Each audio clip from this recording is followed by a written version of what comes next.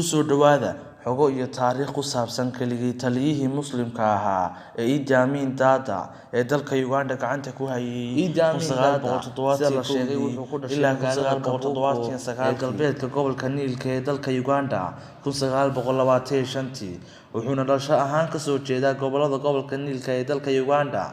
Idi Amin aabihii oo markii hore lagu magacaabi jiray Andres Nyaper oo aakhirkiina ku soo biiray diinta Islaamka sanadii 1910 xilligaa kadibna la baxay magaca Amin Dada.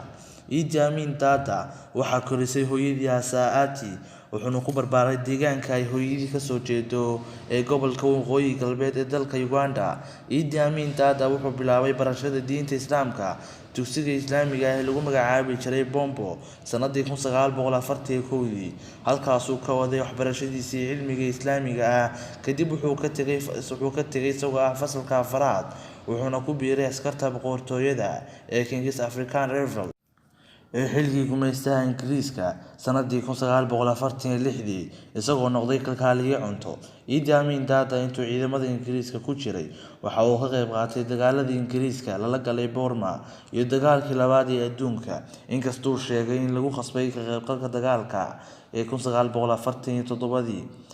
1947 waxaa loo soo bedelay magaalada Gilgil ee dalka Kenya halkaasuu ku biiray ciidamada King's African Rifles taasoo ka tirsanaa 1947 ilaa 1949.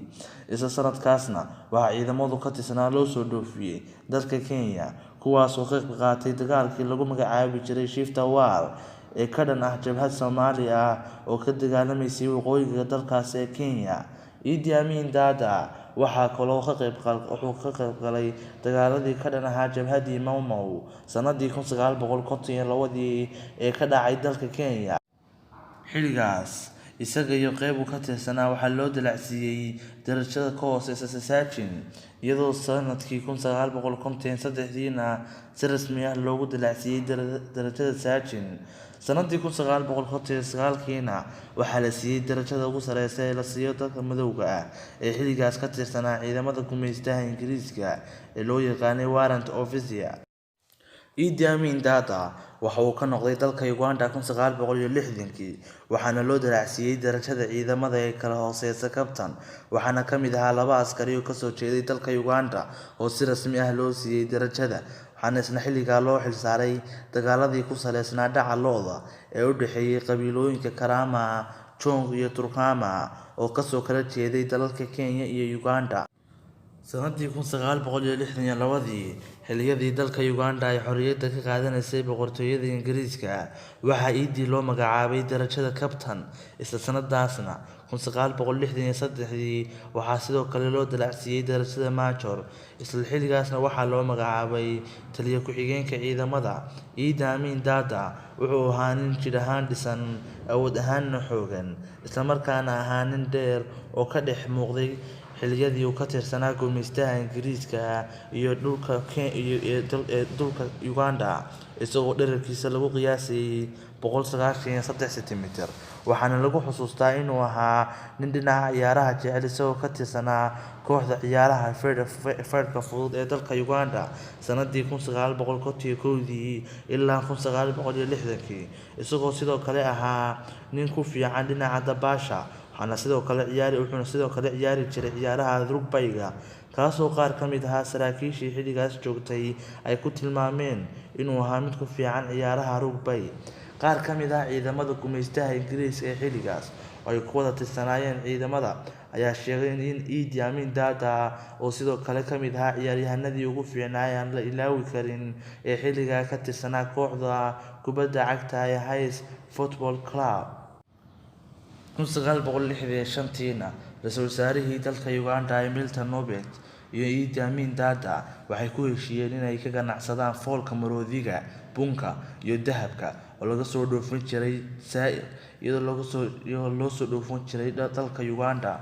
waxaana xilligaas lagu eedeeyay General Nicholas Aden oo ka tirsanaa saraakiishii hogaamiyihii hore ee dalka Konka ee Patrice Lumumba in heshiiska ka qaybgal ahaa loo sameeyo ciidamada kasoo horjeeda ganacsiga foolka maroodiga iyo dahabka.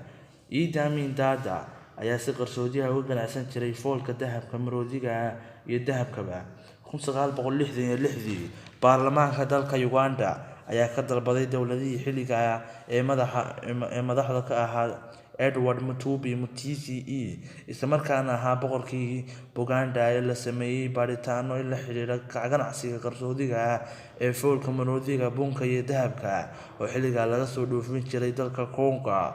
Ra'iisul wasaarihii xilliga ee dalka Uganda Obote ayaa laalay dastuurkii dalka Uganda inaan awood buuxda siinin in lana doorto madaxweyne awood buuxda leh, isagoo si rasmi ah iskugu magacaabay madaxweyne dalka Uganda.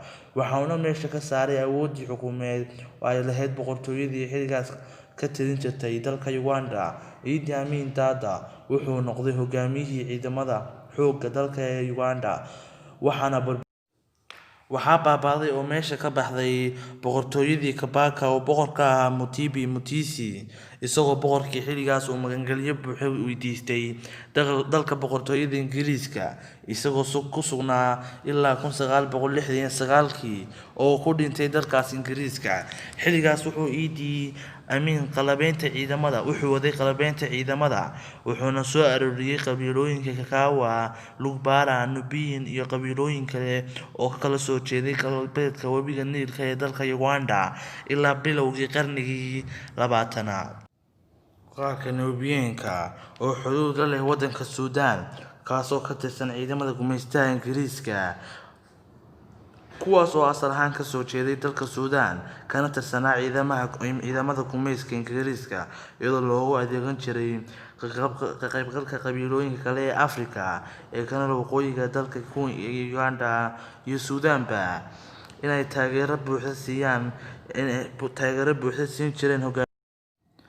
Halkaasi waxaa inoogu dhammaaday xogihii iyo taariikhdii ku saabsanaa keligii taliyihii Muslimka ah ee Idi Amin Dada ee dalka Uganda gacanta ku hayay 1971 ilaa 1979. Waana qaybtii koowaad. Fadlan haddaad u baahan tahay qaybta labaad inaanu biri soo gelin amaba kasii horeysiino, aaraa'daada kommentiga ku cabir. Mahadsanid.